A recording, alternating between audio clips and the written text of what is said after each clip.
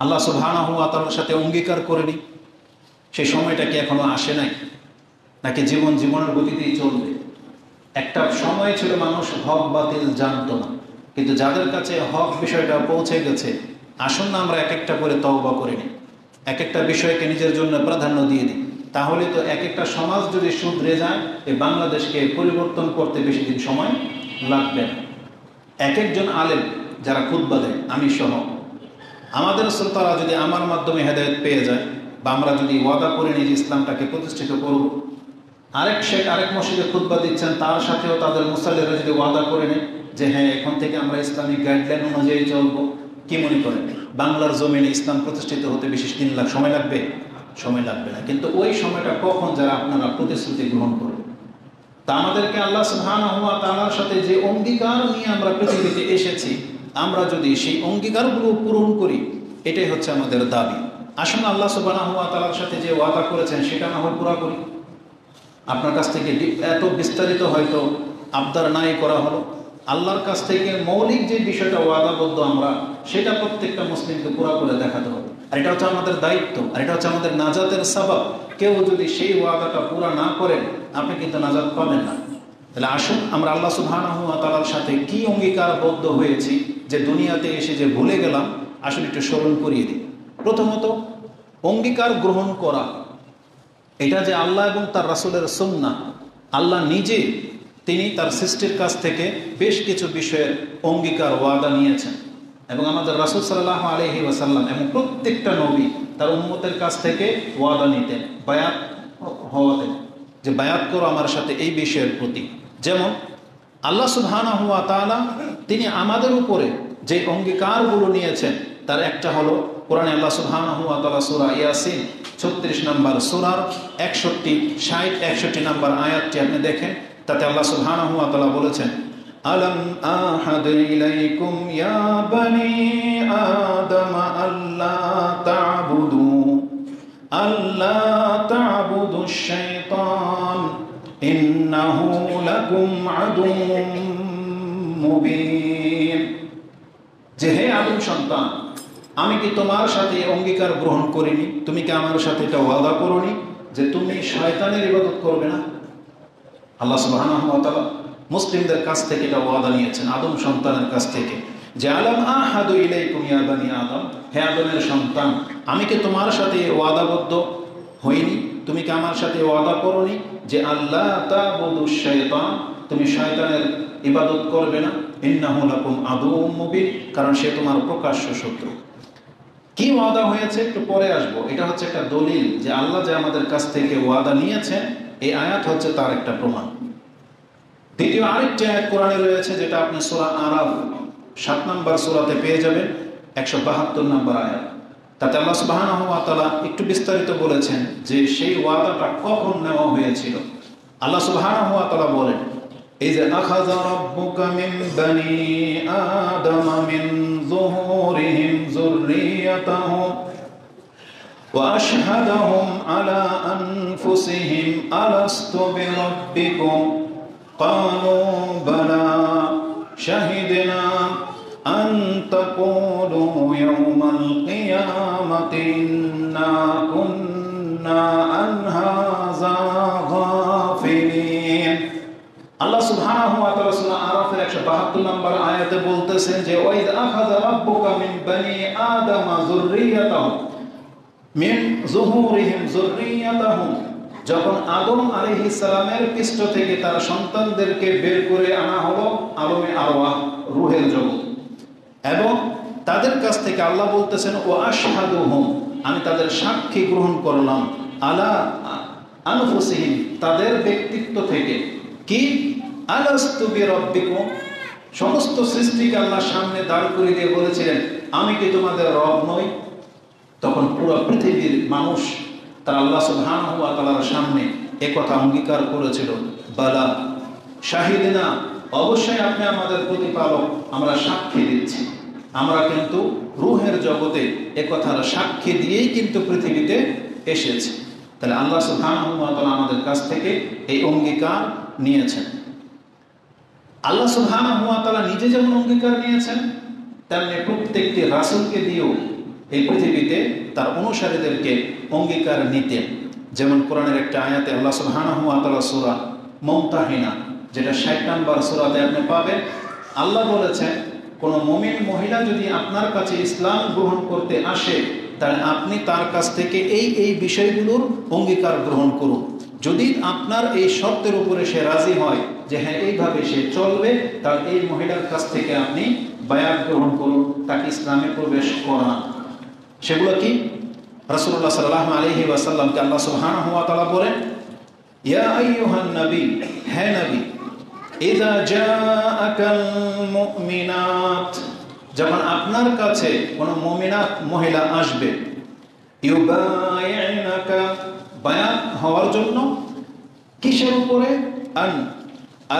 আল্লাহ ইউশরিকনা বিল্লাহি শাইআ, তারা আল্লাহর সাথে কাউকে শরীক করতে পারবে না। আলা আল্লাহ ইউশরিকনা বিল্লাহি শাইআ ওয়ালা ইয়াসরিকনা, তারা চুরি করতে পারবে না। ওয়ালা ইয়াজনিনা, তারা জিনা করবে না। ওয়ালা ইয়াকতুলনা আওলাদাহুন্না, তারা তাদের সন্তানদেরকে হত্যা করবে না। ওয়ালা ইয়াতিনা বিবুহতানিন ইফতারিনাহু বাইনা আইদিহিন্না ওয়া আরজুলিহিন্না, তারা আগ বাড়িয়ে তাদের পেছনে এবং সম্মুখে কারো নিন্দা করবে না, মানে কাউকে অপবাদ দেবে না। ওয়া আরজুলিহিন্না ওয়ালা ইয়াসিনাকা ফিল মারুফ, এবং ন্যায়সঙ্গত বিষয়ে আপনার বিরুদ্ধাচরণ কোনো মহিলা করতে পারবে না। যদি এই কথার উপরে তারা রাজি হয়, ফাবাইহুন্না ওয়াস্তাগফির লাহুন্নাল্লাহ, এবং আপনি তাদের বায়াত গ্রহণ করেন এবং তাদের জন্য ক্ষমা চান। ইন্নাল্লাহা গফুরুর রহিম, আল্লাহ হচ্ছেন ক্ষমাশীল এবং দয়াবান। তার মানে রাসূলুল্লাহ সাল্লাল্লাহু আলাইহি ওয়াসাল্লামকে বলা হয়েছে যদি কোনো মহিলা ইসলাম গ্রহণ করতে চায়, আপনি তার কাছ থেকে এই শর্তের উপরে ইসলাম কবুল করেন যে তারা কোনোদিন আল্লাহর সাথে শিরক করতে পারবে না, তারা চুরি করতে পারবে না, তারা জিনা করতে পারবে না, তারা নিজের সন্তানকে হত্যা করবে না, তারা একে অপরকে মহিলাদেরকে অপবাদ দেবে না। এগুলো হচ্ছে মহিলাদের বড় বড় রূপ। শিরকের কথা এই জন্য বলা হয়েছে কারণ শিরকের চর্চার মধ্যে মহিলারা হচ্ছে প্রথম স্টেপ। যত রকমের কুসংস্কার, টোটকা, তাবিজ, কবজ, জাদু, টোনা, বান মারা, এগুলোর ক্ষেত্রে সবচেয়ে অগ্রভূমিকা পালন করে মহিলারা, নারীরা। এই জন্য আল্লাহ সুবহানাহু ওয়া তাআলা প্রথম বলেছেন তাদেরকে বলেন তারা যেন শিরক করতে না পারে, শিরক করতে পারবে না, আর তারা যেন চুরি না করে। তার মানে চুরির ক্ষেত্রে মহিলাদের অনেক বড় একটা ভূমিকা আছে, এবং তারা যেন জেনা না করে, কারণ জেনার ক্ষেত্রে মহিলাদেরও অগ্রভূমিকা আছে। কারণ তারা যদি অনুমতি না দেয়, কোনো পুরুষের ক্ষমতা নাই জোর করে তার সাথে জেনা করবে। আলাকুলি হাল। তারপরে বলা হয়েছে তারা অপবাদ যেন না দেয় একে অপরকে, মিথ্যা অপবাদ, এটার মধ্যে মহিলাদের অগ্রভূমিকা সব থেকে বেশি। কিছু হলেই বদনাম রটায়।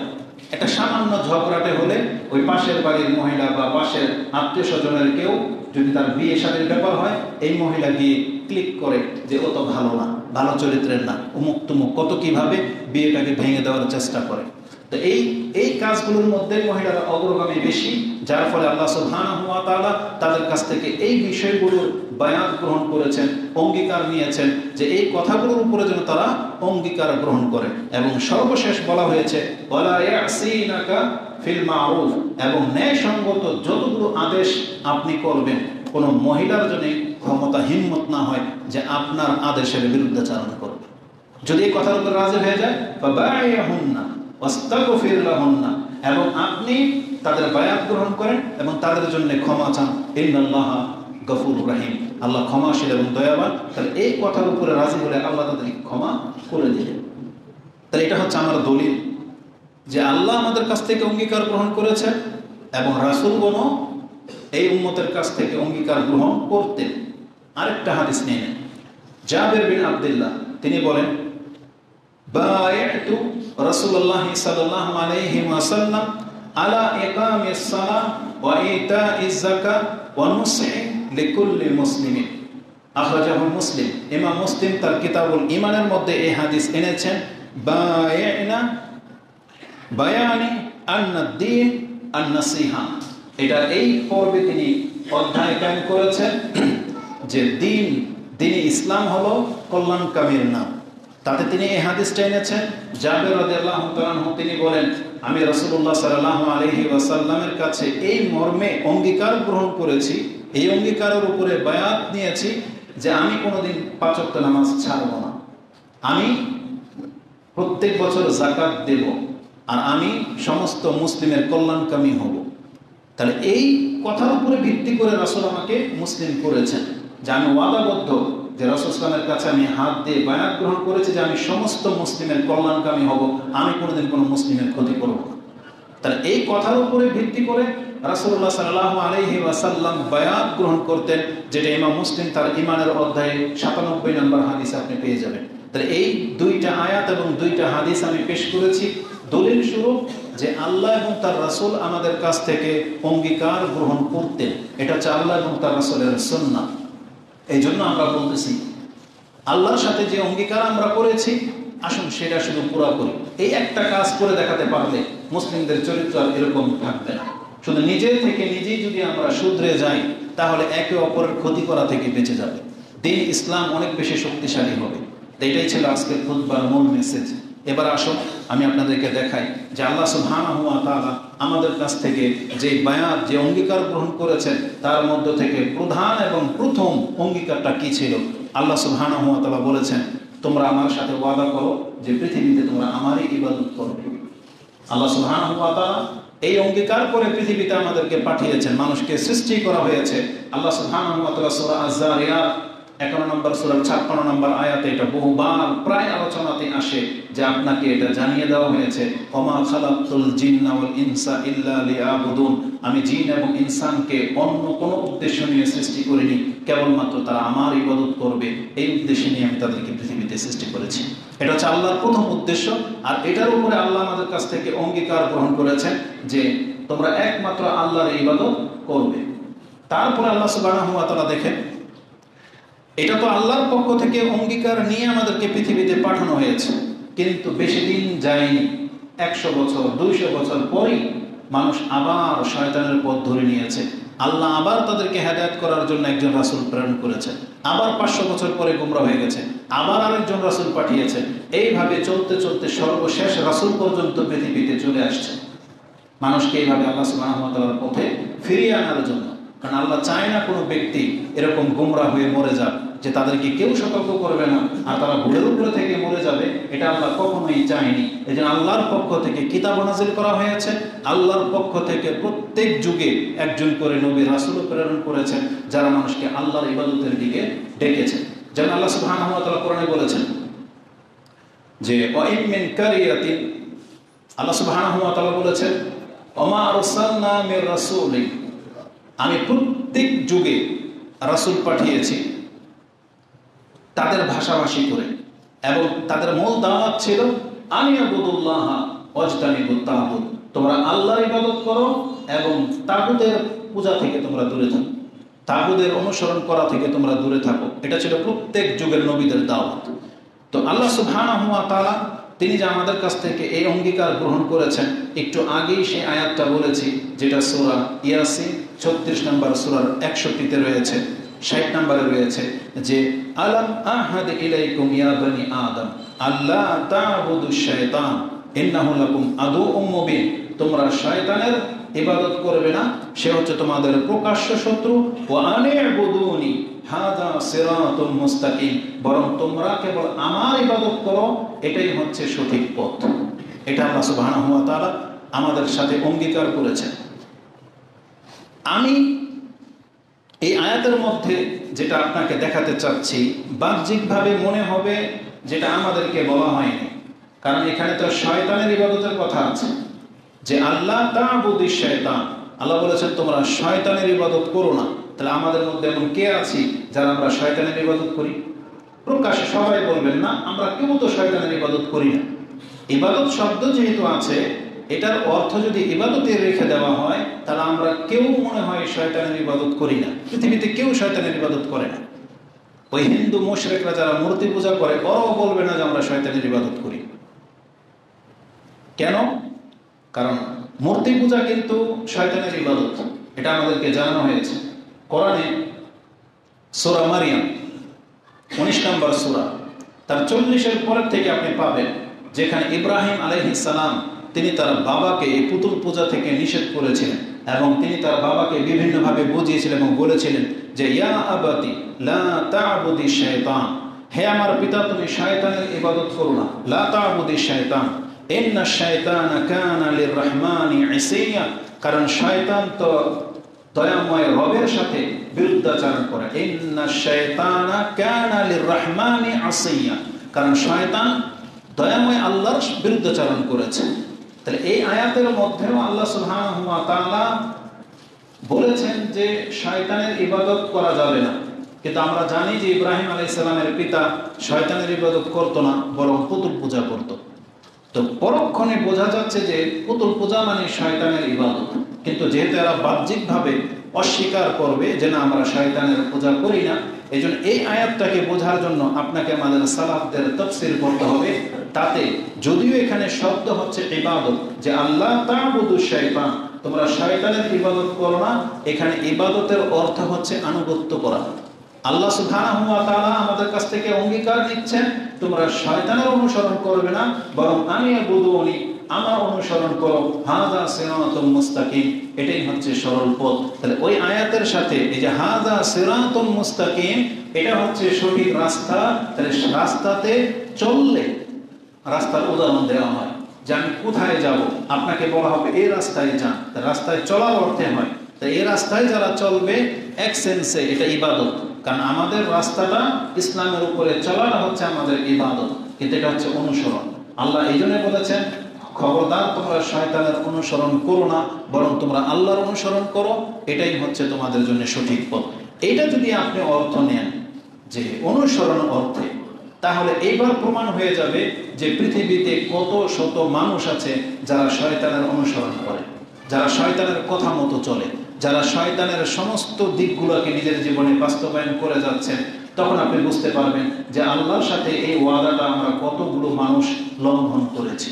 আজকে কত শত মানুষ শয়তানের পূজারী রয়েছে, যদিও সেটা পুতুল পূজার রূপে হোক, যদিও সেটা বাদ্যযন্ত্র, মিউজিক বা নেশা বা জেনা বা নোংরামের মাধ্যমে হোক, হতে পারে সেটা তাগুতের পূজা হোক, হতে পারে বাংলার জমিনে যেমন গণতান্ত্রিক যে সিস্টেম রয়েছে সেটা প্রতিষ্ঠিত করা হোক, এগুলো সব হচ্ছে তাগুতের পূজা। আপনি বলতেছেন যে আমি পুতুল পূজা করি না বা তাগুতের গোলামি আমি করি না, কিন্তু তাগুতের বাস্তবায়নকারী আপনি। এটাই হচ্ছে অনুসরণ। যে যার জন্য মেহনত করে, যে যার জন্য পরিশ্রম করে, এটাই হচ্ছে তার আনুগত্য করা। অথচ আল্লাহ সুবহানাহু ওয়া তাআলা আমাদেরকে বলেছিলেন, খবরদার তোমরা শয়তানের অনুসরণ করো না, তোমরা আমার অনুসরণ করো। এবং আমরা আল্লাহ সুবহানাহু ওয়া তাআলার কাছ থেকে এই ওয়াদা বদ্ধ।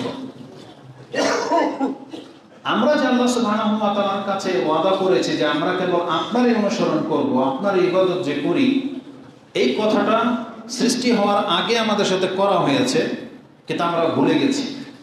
আল্লাহ সুবহানাহু ওয়া তাআলা আমাদেরকে বলেছেন এই কথা, সেই আয়াতের মধ্যে এই কথাটা আছে শেষে, যে যাতে করে যে আনতাকুলা ইয়াউমাল কিয়ামাতি ইন্না কুন্না আন হাযা গাফিলিন। আল্লাহ আমাদেরকে জানিয়ে দিয়েছেন আলমে আরওয়াহতে যে আমার সাথে তোমাদের সাক্ষাৎ হয়েছিল এবং আমি যে তোমাদের কাছ থেকে ওয়াদা নিয়েছিলাম, আমি যদি এই কথা দুনিয়াতে কোরআনের আয়াত দিয়ে তোমাদেরকে স্মরণ না করিয়ে দিই, তাহলে তোমরা হয়তো কিয়ামতের মাঠে এই কথাই বলবা, আনতাকুলু ইয়াউমাল কিয়ামাতি ইন্না কুন্না আন হাযা গাফিলিন। আল্লাহ আমরা তো গাফেল ছিলাম, আমরা তো জানতাম না যে আপনার সাথে আমরা আলমে আরওয়াহতে এই ওয়াদা করেছি। এজন্য আল্লাহ কোরআনের আয়াত নাযিল করে দিয়ে আবার আমাদেরকে স্মরণ করিয়ে দিচ্ছেন। শুধু কি তাই, বরং আল্লাহ সুবহানাহু ওয়া তাআলা এই কথাটাকে এমন একটা জায়গায় রেখেছেন যেখানে প্রত্যেকটা ব্যক্তি প্রত্যেক ওয়াক্তে, এমনকি প্রত্যেক রাকাতে স্বীকার করতে বাধ্য। প্রত্যেক রাকাতে কি বলেন আপনি সূরা ফাতিহা, ইয়্যাকা না'বুদু ওয়া ইয়্যাকা নাস্তাঈন।